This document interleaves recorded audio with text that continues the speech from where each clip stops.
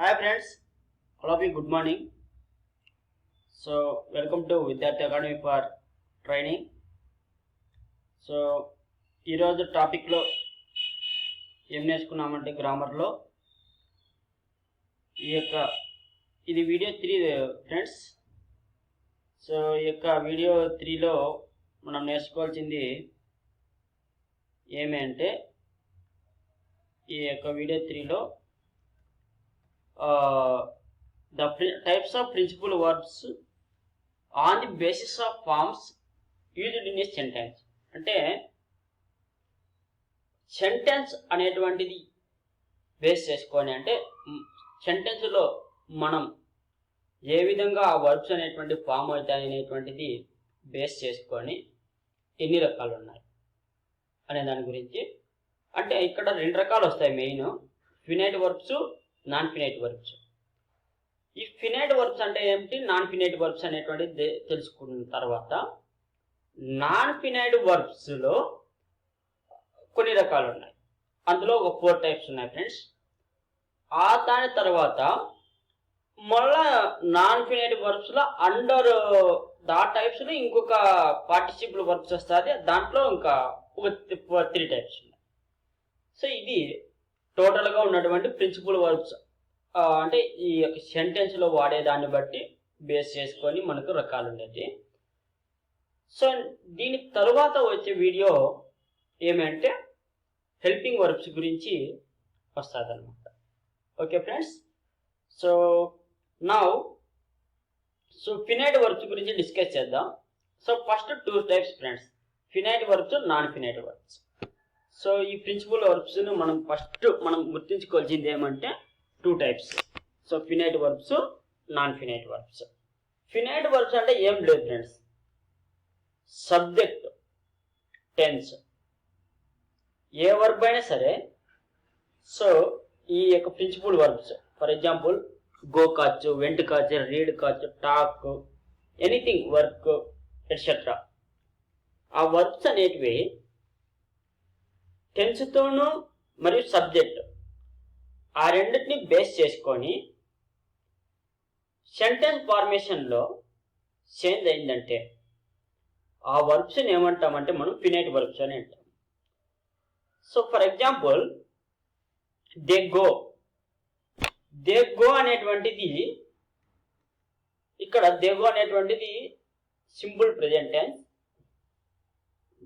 ఇది ఇక్కడ they went అనేటువంటిది అంటే పాస్ట్ టెన్స్లో పోయేకి ఏమైంది, అది గో అనేటువంటిది వెంటగా చేంజ్ అయింది. గో అనేటువంటిది వెంటగా చేంజ్ అయింది. ఇన్ కేస్ ఇక్కడ సబ్జెక్ట్ చేంజ్ అయింది అనుకోండి, అప్పుడు ఇది పాస్ట్ టెన్స్లో ఉన్నది కాబట్టి హీ వెంట్, ఐ వెంట్ అలాగే వస్తుంది. అదే థర్డ్ పర్సన్ సింగులర్ వచ్చినా హీ వెంట్, సీ వెంట్ అనే వస్తుంది. అదే ఇక్కడ third person singular present simple టెన్స్లో ఉన్నప్పుడు గో అనేది ఏమైందంటే హీ గోస్గా చేంజ్ అయింది, వర్బ్ అనేటువంటిది చేంజ్ అయింది. అదే ఇక్కడ యూ అనే దాంట్లో సింపుల్ ప్రెజెంట్ టెన్స్లో యూ గో అనే దాంట్లో వస్తే అది ఏమైంది, అక్కడ గోగానే ఉంది. అంటే ఇక్కడ ఫినైట్ వర్బ్స్లో ఉన్న కండిషన్ రూల్ అంటే ఏమంటే, ఏ వర్బ్ అయితే, ఏ ప్రిన్సిపల్ వర్బ్ అయితే టెన్స్ను మరియు సబ్జెక్టుని బేక్ చేసుకొని చేంజ్ అవుతుందో, అంటే రెండింటినీ కాదు, ఒక్కొక్కసారి 2 విషయాల్లోనూ జరగదు. ఎప్పుడు కూడా టెన్స్ అన్నా బేస్ చేసుకొని వర్బ్ చేంజ్ అవుతుంది, సబ్జెక్ట్ అన్నా బేస్ చేసుకొని వర్బ్ చేంజ్ అవుతుంది. ఇక్కడ చూస్తాం మేము ఈ వర్బ్ అనేటువంటిది టెన్స్ని బేస్ చేసుకొని ఫస్ట్ దాంట్లో చేంజ్ అయింది, సెకండ్ దాంట్లో వచ్చేసి సబ్జెక్ట్ వల్ల చేంజ్ అయింది. సో ఈ విధంగా సబ్జెక్టుని మరియు టెన్స్ని, సో సబ్జెక్టులో వస్తే సబ్జెక్ట్ వచ్చినప్పుడు ఏ విధంగా టెన్స్ వర్బ్ అనేటువంటిది చేంజ్ అవుతుంది, టెన్స్ వచ్చినప్పుడు ఏ విధంగా వర్బ్ చేంజ్ అవుతుంది. సో అనే దాని గురించి దాంట్లోనే ఫినైట్ వర్బ్స్ అని అంటాం. నాన్ ఫినైట్ వర్బ్స్ అంటే ఏమంటే వర్బ్ అయినా ఏదైనా సబ్జెక్ట్ అయినా ఏమైనా ఉన్ని, టెన్స్ అయినా ఏదైనా ఉన్ని, ఇలాగా ఉన్న వర్బ్ అదే విధంగానే ఉంటే దాన్ని ఏమని అంటామంటే మనము నాన్ ఫినైట్ వర్బ్స్ అని అంటాం అనమాట. ఇక్కడ చేంజ్ కాదు. For example they want to walk, అనేది simple present tense. They wanted to walk అనే దాంట్లో కూడా వాక్ అనేటువంటిది చేంజ్ కాలేదు, వర్బ్ అనేది చేంజ్ కాలేదు. సో ఇలాంటి ఉన్నటువంటి దానిలో వచ్చేసి so no change walk even sentence changes. So ఆ విధంగానే ఇక్కడ చూడండి walk to walk is good for health, so change కాలేదు.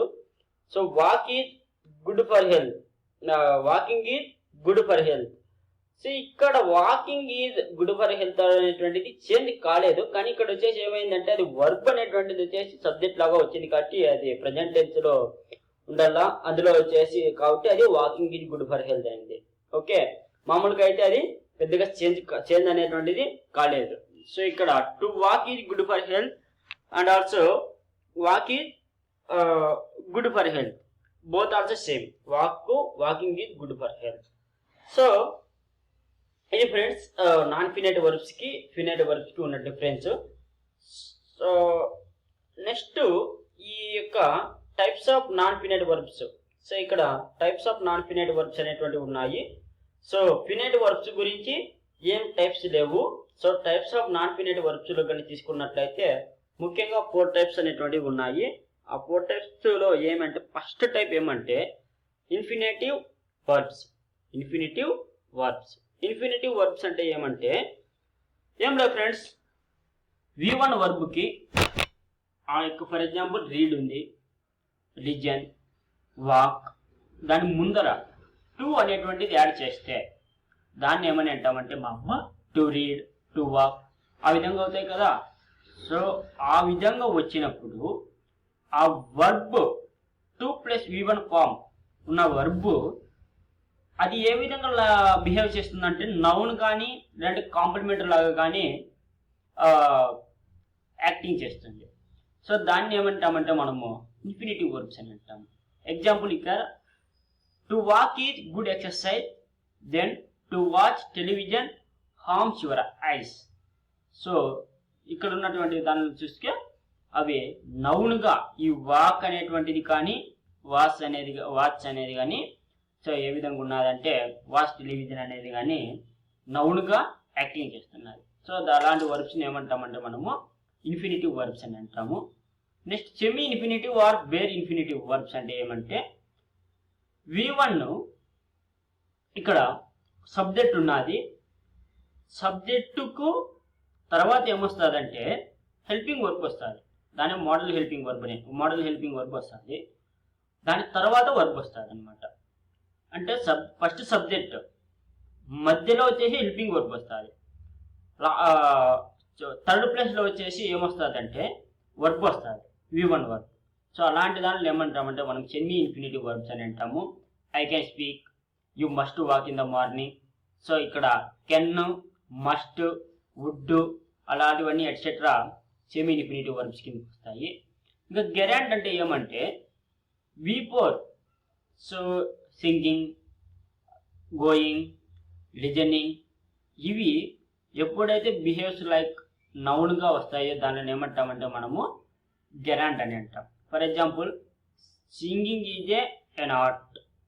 Okay, singing is a beautiful art, drawing is a one skill. Okay, so ఈ విధంగా చెప్పుకుంటూ పోతే దానిని ఏమంటామంటే మనము గెరాంట్ అని అంటాం. సో ఇక్కడ చూడండి I like singing, I hate playing.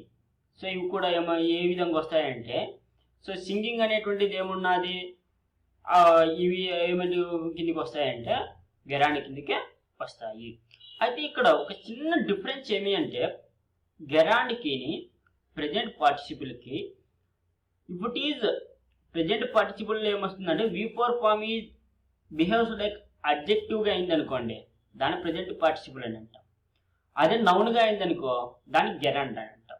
So ఈ యొక్క V4 అనేటువంటి 2 టైప్స్గా యాక్టింగ్ చేస్తుంది. One is gerund, one more is present పార్టిసిపుల్గా యాక్టింగ్ చేస్తుంది. ఇది గుర్తుపెట్టుకోండి. ఇంక చివరిగా ఏమున్నదంటే ఈ యొక్క పార్టిసిపుల్. సో పార్టిసిపుల్ అంటే ఏమిటి? So how many types of participle verbs. So ఇక్కడ పార్టిసిపుల్ అంటే ఏమంటే ఏ వర్బ్స్ అయితే అడ్జెక్టివ్గా బిహేవ్ లైక్ అడ్జెక్టివ్ చేస్తూ నౌన్ కానీ ప్రొనౌన్ క్వాలిఫై చేస్తాయో, అంటే the verb behave like adjective but ఏ దాన్ని క్వాలిఫై చేస్తాయి, noun or pronoun. So such verbs is called participle. So ఇక్కడ చూడండి ఎగ్జాంపుల్, దిస్ ఈ బ్రోకెన్ పీస్ ఆఫ్ గ్లాస్. ఇది పగిలిపోయిన గాజు ముక్క. అంటే ఇది వచ్చేసి ఏమంటే పగిలిపోయిన గాజు ముక్క అంటే దాని యొక్క స్టేటస్ అనేటువంటి ఎక్స్ప్లెయిన్ చేస్తున్నారు. ఇక్కడ మనం తీసుకున్నట్టు గ్లాస్ అనేటువంటిది ఏ దానికి పోతుంది, nothing but glass is nothing but thing, that is nothing but here noun. కానీ అది ఏ స్థితిలో ఉన్నది అనేటువంటి చెప్తే దాన్ని ఏమంటామంటే అడ్జెక్టివ్.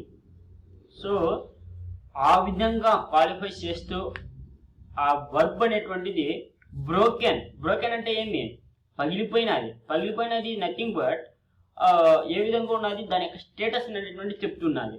సో అలాంటి వర్బ్స్ని ఏమని అంటామంటే మనము పార్టిసిపుల్ వర్బ్స్ అని అంటాము.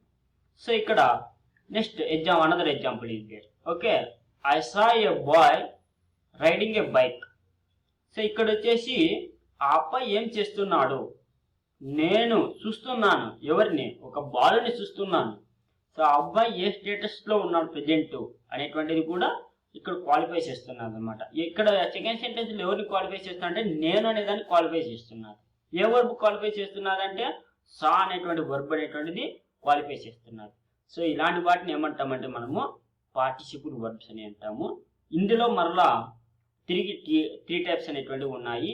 ఆల్రెడీ నేను ఒకటి ఫస్ట్ ఇది ఎక్స్ప్లెయిన్ చేశాను. ప్రెజెంట్ పార్టిసిపుల్ అనేటువంటిది ఎప్పుడు వస్తుంది అంటే, ప్రెజెంట్ పార్టిసిపుల్ ఎప్పుడు వస్తుంది, అది ఎప్పుడైతే V4 ఫామ్ అది బిహేవ్స్ లైక్ అడ్జెక్టివ్గా in a sentence, then it is called the present participle. For example, the nightingale is and singing a song.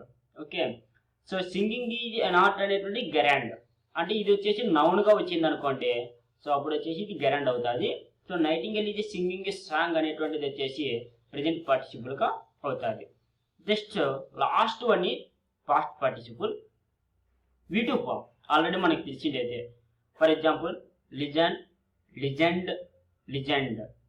Okay, next read, read, read, break, broke, broken. So ఇవన్నీ మనకి తెలిసిండేదే. ఇందులో broke, legend, red అనేటువంటి తీసుకుంటే అవి ఏమవుతుంది, past participle. So ఈ past పార్టిసిపుల్లో అవి కూడా ఏ విధంగా behave like adjective in a sentence, then it is called that past participle. చూడండి, ఐ లుక్డ్ ఎ బర్డ్. నేను బర్డ్ని చూశాను.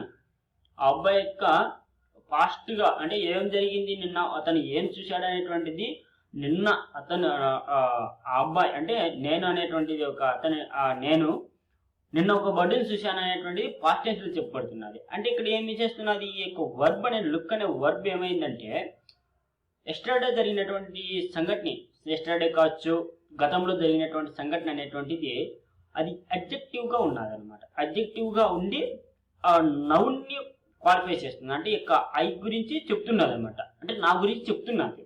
ఓకేనా, నిన్న ఎలాగా ఉండేవాడిని అనేటువంటిది. సో ఇలాంటి వాటిని ఏమంటామంటే మనము పాస్ట్ పార్టిసిపుల్ అని అంటాము. దాన్ని so it is called V2 form. Okay, so ఇది ఎక్కువగా మనం ప్యాసివ్ వాయిస్లో కూడా యూజ్ చేస్తాము. సో నెక్స్ట్ టెన్సెస్ ప్రాక్టీస్ చేసినప్పుడు మనకి అర్థమవుతుంది ఎక్కడ వస్తుంది అనేది. నెక్స్ట్ ఇది లాస్ట్ వన్ ఈ perfect participle. Perfect participle is nothing but V3 form. So V3 ఫామ్లో మనం నేర్చుకోవాల్సినటువంటిది ఇక్కడ V3 ఫామ్లో వస్తుంది. ఆ V3 ఫామ్లో ఏమవుతుందంటే బిహేవ్స్ లైక్ V3 ఫామ్ అనేటువంటిది behaves like adjective, that is called perfect participle. The heard news is a false. News is false. Okay, that is called the heard. Heard news అనేటువంటిలో heard అనేటువంటిది ఏమైందంటే perfect participle perfect participle verbs perfect participle verb. Okay, so ఇక్కడ కానీ తీసుకున్నట్లయితే example మీకే break అనేది V1, broke అనేది V2, broken అనేటువంటిది V3. బ్రోకెన్ అనేది V3. సో ఇది బ్రోకెన్ అనేటువంటి దాన్ని ఏమంటామంటే మనము perfect participle verb. Okay, so this is